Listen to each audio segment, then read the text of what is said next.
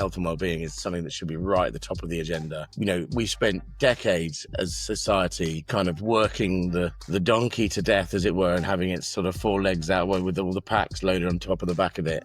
And then once the donkey was broken, you just bought another donkey. That is not a very good way to look after your people. Today, my guest is Alex. Alex is the CEO of Medigold. Alex, welcome to my podcast. Thanks for joining me today. Please introduce yourself, introduce the company, and please tell all the listeners what you guys do and who for. Yeah, thanks for having me, Pete. I'm the CEO of Medigold, as you say. Medigold is one of the UK's leading health and wellbeing businesses for anyone that employs people effectively. So we offer products and services to employers across the country just to take better care of their people and to hopefully drive productivity and happiness in the workplace. Fantastic. What a cool business. You bring all the happiness and you take care of employees. And just to kind of clarify, how do you do this? Is that through clinics? Is that the software? Is that through systems training? Just so our listeners know a little bit more, please. Yeah, no, it's kind of all of the above, really. Like all industries,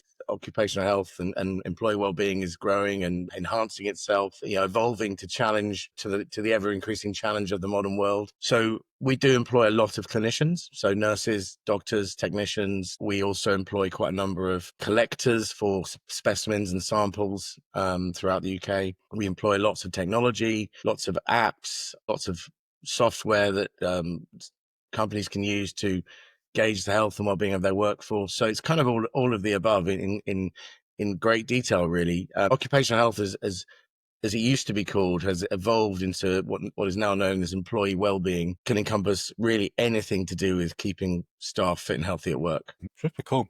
And where is the demand from? Is that from companies trying to protect themselves and making sure that the employees are fit and healthy? Or is it something that they really care about, those employees, and really want to make sure that their well-being is as great as it possibly can be? And tell me as well, as expansion, have you seen any shift since, when you started and maybe last decade, maybe COVID, anything that will have a little bit more better understanding of why companies approach company like yours and try to look after their staff better? Yeah, it's a really interesting and good question because it's very relevant and it has changed. So in fact, Medigold was founded by my father 27 years ago, and he's a doctor. And back when he pioneered the industry and the business, it was a very different reason. And it was mainly around risk and around the employment laws of the UK and having some views for the employer around health and well-being for people that were absent from work through sickness. And because actually in the UK, historically, the NHS and general practitioners didn't really have any kind of specialist knowledge of health in the workplace. So businesses like Medigold were founded, but it was very much a sort of tick box exercise historically. It was a sort of, we sort of feel we should be doing this, or maybe we should, tick the box about health and well-being, which is actually quite sad really for a long time. That was not the vision of pioneers like my dad. We're trying to really push what health and well-being can be as a force in the workplace, what it can do to organizations, both in the public, private, third sectors. If you've got a happy and engaged and healthy workforce, you are going to have a better business or a better organization. And for years, it was just a sort of an afterthought. I think it's absolutely right that finally in the sort of twins and then latterly, awareness around mental health, awareness around health and well-being in the workplace in general really changed. And so businesses started to properly focus on it and prioritize it and put it on their agenda, put it on their board agenda. And then COVID fundamentally changed everything because actually it was a health pandemic and it was worldwide and it decimated businesses, decimated communities, and all businesses and employers finally realized that health and well-being is something that should be right at the top of the agenda. We've spent decades as society kind of working the donkey to death, as it were, and having its sort of four legs out with all the packs loaded on top of the back of it. And then once the donkey was broken, you just bought another donkey. That is not a very good way to look after your people, and it's not the future. And actually businesses have realized if you look after your donkey and feed it and nurture it. And I'm not calling all workers in the UK donkeys, but I'm using an analogy. You need to look after your resources and the people that work for you. And now finally people are, and actually they're realizing it's much better investment to spend money on the people you've got and the staff that you have and the workers that are committed to your business rather than spending huge amounts of money on recruiting new ones when you've broken the old ones. That is a very outdated model. And finally, the world is realizing it, and that's made our industry incredibly relevant. Yeah, super. I'm really glad to hear that, actually. And that was actually exactly why I thought that would be the case, that it started because companies wanted to make sure that you're healthy, not drunk or anything like this, right? And when you turn up to work. And I was hoping they actually evolved over the last few decades and post-COVID, that the companies really trying to look after the staff, because that's probably the biggest asset that companies have right now. And especially now, remote working, right? Making sure that everyone is fine without sometimes seeing them in person, right? And when you look at job descriptions, there isn't a job description now without at least Headspace subscription that it come, right? Because at least companies trying with little support that they have, and you open even more possibilities. Could you talk me through maybe the trends now, what companies are really like to offer their employees, or maybe what you find as the great examples of how companies look after their people? I think companies are starting, as I said, to realize the power of it.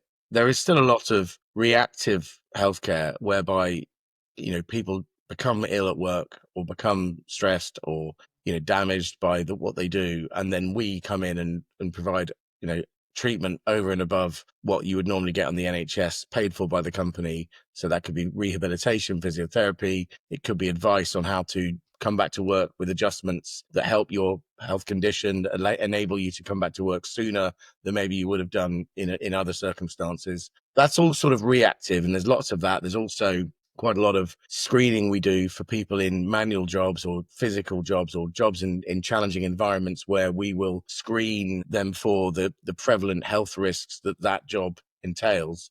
But there's also now a real ground shift, or sort of groundswell paradigm shift. I'm sort of mixing two terms up, of businesses wanting to be much more proactive in terms of, I like my analogies. I've already used the pack horse analogy or the donkey analogy, but if you think about Humpty Dumpty, the nursery rhyme, Humpty Dumpty falls off the wall, and then all the king's horses and all the king's men try to spend a lot of time gluing Humpty Dumpty back together.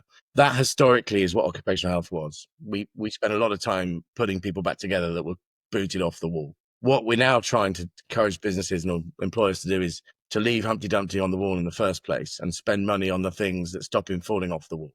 Because actually it's much better to create an environment that is, healthy and more risk-free or less risky than previously. A good example of that would be, for instance, if you have a manufacturing firm with a manufacturing plant, and we're seeing the same repetitive strains, or same repetitive injuries in all of our data that we're seeing in the outcome data from the health issues, if we can see that the next time they redesign the plant, if they change the way the plant works and they change the way the belts work or the machinery works or the processes that people are doing, we can give real, helpful advice to sort of change the source problem of the health issue.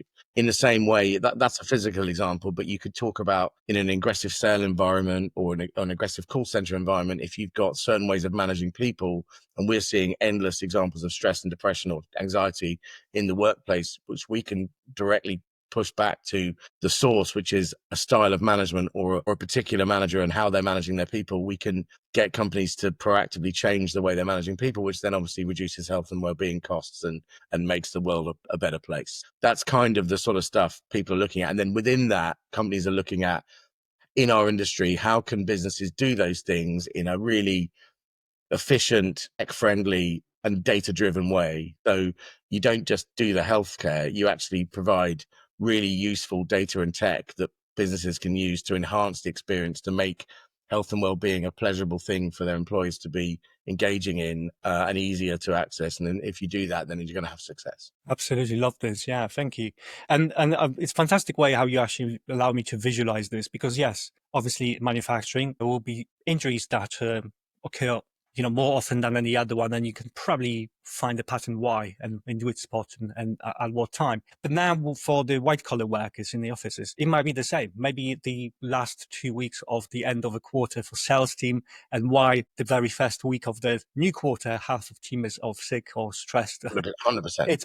It's probably a pattern, right? And it just maybe starts with knowing that data, having awareness, and maybe just being proactive about what can we do to ease up that stress of the last 2 weeks of the quarter, for example, right? And I can just imagine there is a lot of per industry, per niche, particularly times, maybe that there are patterns that you can find as long as you've got data. Tell me then, who are those companies? Number one question I have today, could those companies find you because they want to be better, or it's still that you need to do that biz dev and really find those companies and explain that there is something that they're missing out on? And who are those companies? How big are they? That's my probably main question in terms of the number of employees. Well, historically, occupational health, as it used to be kind of termed, was actually something normally systematically used by larger employers. So people with more than 500 people in the business. Mm-hmm. That's because of, in the UK, occupational health growth has been driven by businesses that they could see the costs of absence, the cost of sickness in their workforce, and they proactively sought out health provision and occupational health providers like ours themselves. In other countries, like Holland, for instance, there is a sort of mandatory spend on some of this for businesses. So it's almost legislated. Whereas in our country, it's purely on demand. But actually, the bigger companies saw the impact of the costs quicker and more prevalent than the smaller businesses. So they tended to grow faster. In addition, the industry probably found it easier to serve larger employers, just from an economies of scale point of view and managing accounts, managing customers. That's changing now with technology coming how it is, and way to manage accounts has got a lot more tech in it than people. So you can actually find that you can service quite small businesses and still manage to do it and make money. Is obviously quite important.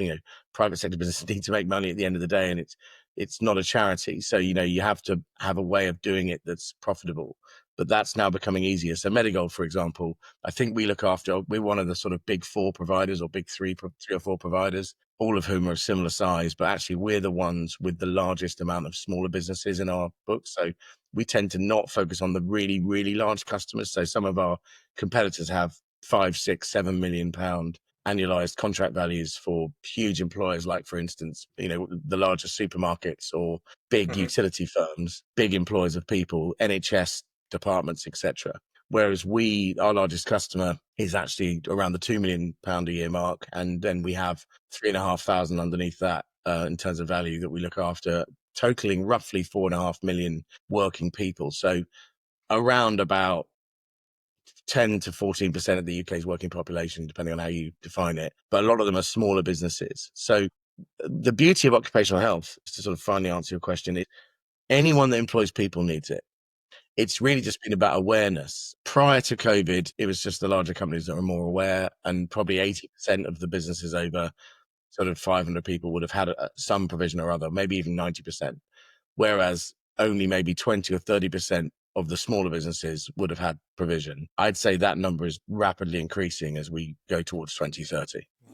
Really, really cool. When you say smaller companies, what kind of size are we talking? Because I would like to understand this. Sometimes I have conversations with, CEOs and say smaller companies, they still mean a couple thousand people. What's your smallest client in terms of number of employees? You're testing me now, Pete, but I would say Roughly.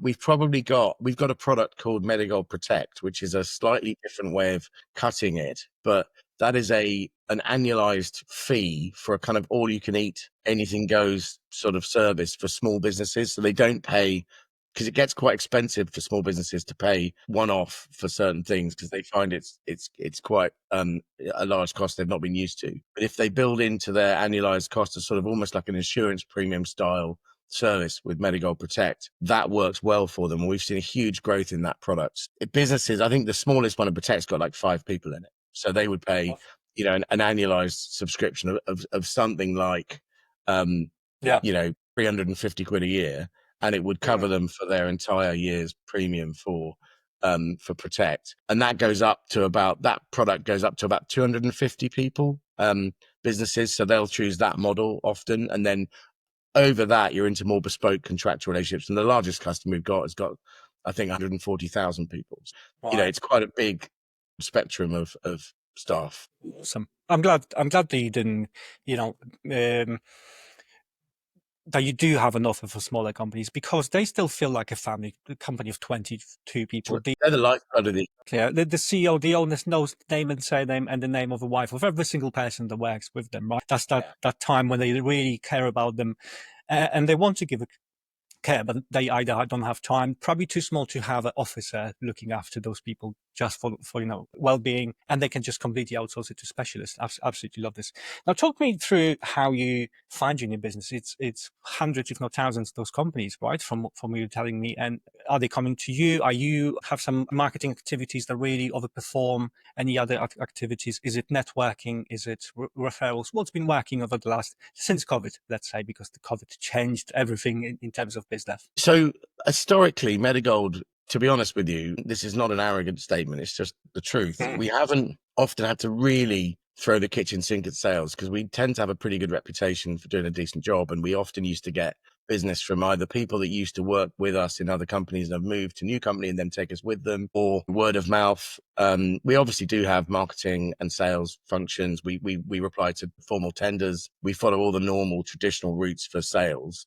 In the last couple of years, it has changed since COVID in that Medigold, we grew quite a lot, and we did some, and obviously to get from sort of 4 million in 2005, 80 million now, that involves a different styles of growth. And it's, you've got to keep the customers you've got. So customer retention's been a really strong thing for Medigold historically. But then also we've done some acquisitions, and we did a big acquisition actually in 2023. And acquisitions, as anyone knows that have grown and scaled, are tricky. And this one, it was particularly challenging. Great people we inherited, but just lots of stuff to change and bring into and lots of stuff for us to learn about the new business we bought.